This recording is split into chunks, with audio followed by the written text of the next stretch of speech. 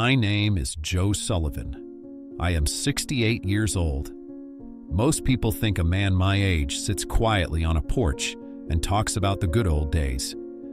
They think life slows down and wisdom comes gently like a calm sunset. That is a comfortable lie. I know, because I believed it too. I believed there would always be time later. Time to fix mistakes, time to repair relationships, time to finally live the life I kept postponing. But life does not move like that. Life moves like a freight train across the plains of Nebraska, quiet at first, then suddenly it is already miles behind you. Right now, I live in a small house outside Boise, Idaho. The mountains sit blue and distant every morning. My truck is old. My hands ache when the weather changes. My wife Karen waters tomatoes in the backyard, while our dog Rusty limps after her like a tired sheriff. From the outside, it looks peaceful, but peace did not come cheap. I paid for it with years of confusion, pride, loyalty in the wrong places, and one mistake that almost destroyed everything I cared about. Before I tell you what happened later in life, you need to understand the boy I used to be. I grew up in Ohio, in a town so small, the water tower was the tallest thing for 50 miles. My father worked maintenance at a factory. My mother kept our chaotic house running like a military operation. 3 brothers, 2 sisters. I was the oldest. Being the oldest changes a boy. It makes him responsible before he understands what responsibility means. I watched the younger ones. I mowed lawns. I fixed broken things in the house. Teachers called me dependable. Neighbors called me the good kid. People praised me for always helping. What nobody told me was that sometimes helping can quietly become a trap. I learned that lesson very late. College was the first time I saw a larger world. I went to a state university outside Columbus. I promised myself my parents would not pay for it. Pride runs deep in the Sullivan blood. So I worked nights, real nights. You know the kind where the city sleeps and the air smells like asphalt and late coffee. I repaired televisions, old radios, kitchen appliances, anything with wires and sprues. Later, I started helping people move furniture across campus neighborhoods. Picture a skinny kid lifting sofas at 3 in the morning, then walking into an economics lecture at 8, with eyes burning from exhaustion. I did that for years. Somehow the work started growing. People talked. Word spread. Joe Sullivan fixes things. Joe Sullivan moves anything. Soon I bought an old cargo van that rattled like a coffee can full of bolts. I filled it with tools and blankets and hand trucks. My first customers were professors and college students leaving dorms. I charged less than the professional companies. I worked harder than any of them. By the time graduation arrived, I was not just a student. I was a small business owner. 2 employees, 1 van, a stack of invoices on my kitchen table. And that was when Karen walked into my life. She worked at a bookstore near campus. Smart eyes, quiet smile, the kind of woman who sees through nonsense in 10 seconds. She believed in me before I believed in myself. We married in a small church outside Dayton. Nothing fancy, just family, fried chicken, laughter, and cheap beer and paper cups. For a while, life felt like it had finally clicked into place. Business grew. We bought a modest house in Indiana, where my company expanded. I added trucks, hired drivers. Customers trusted us. I thought I had figured life out. That was the moment the real trouble started. Success changes how people look at you, especially family. At first, the requests were small. A brother needed help paying rent. A sister needed a loan for car repairs. Of course, I said yes. How could I not? Family is family. But here is something nobody warns you about. Small favors have a strange habit.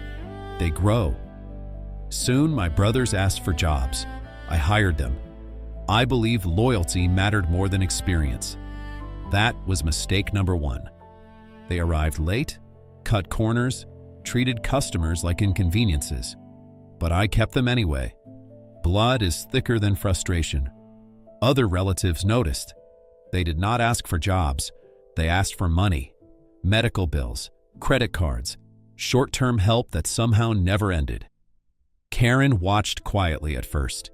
She said very little, just a careful look now and then when another check left our account. I told myself it was temporary.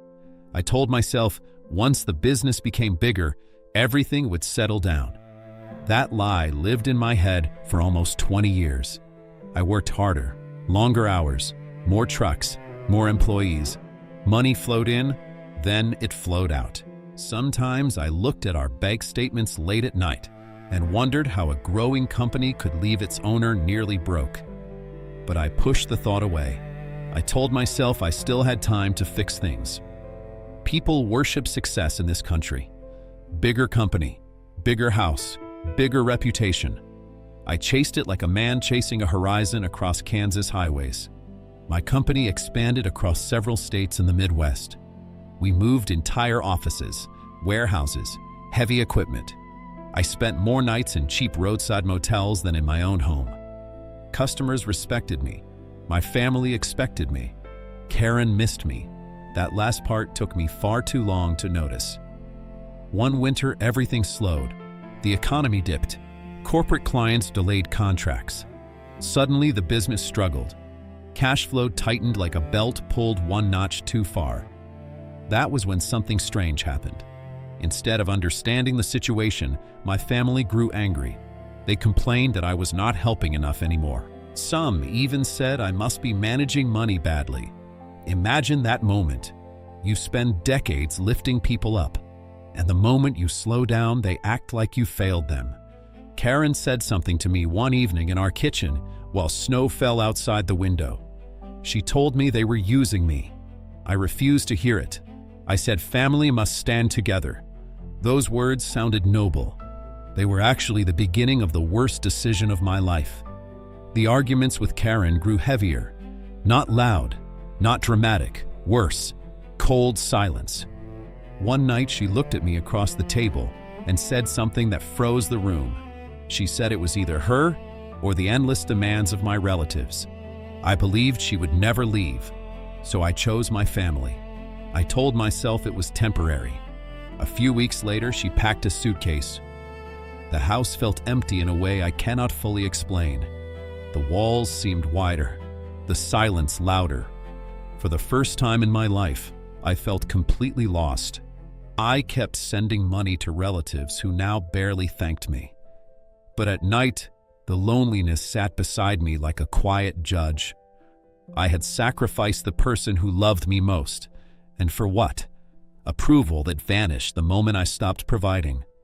About 2 years after Karen left, I did something unexpected. I took a long drive across the country. No business calls, no employees, no family requests, just me and my old pickup. I drove through Wyoming where the land stretches so wide, it makes your problems feel both tiny and terrifying.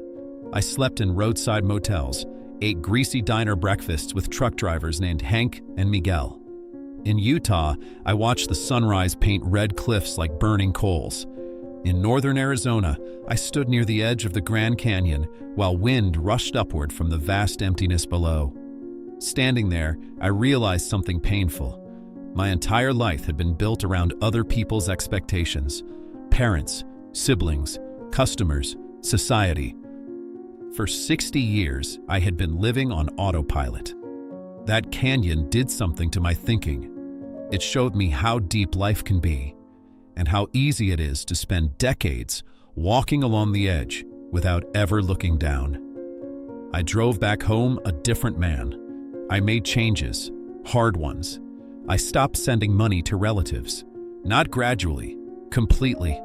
The phone calls stopped soon after. Some of them never spoke to me again. That pain still exists. But something else appeared too. Freedom. For the first time since childhood, I could breathe without carrying everyone else on my shoulders. I called Karen. Not with excuses, not with promises, just honesty. It took time, years. Trust rebuilds slowly after it breaks.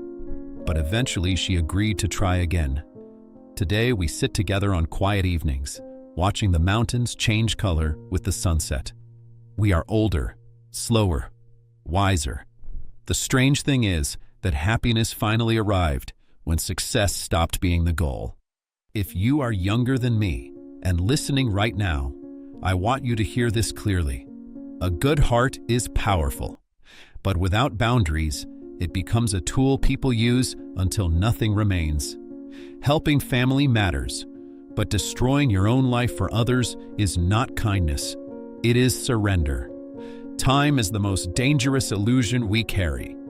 When you are 20, you believe life is endless. When you are 40, you believe you can still correct everything.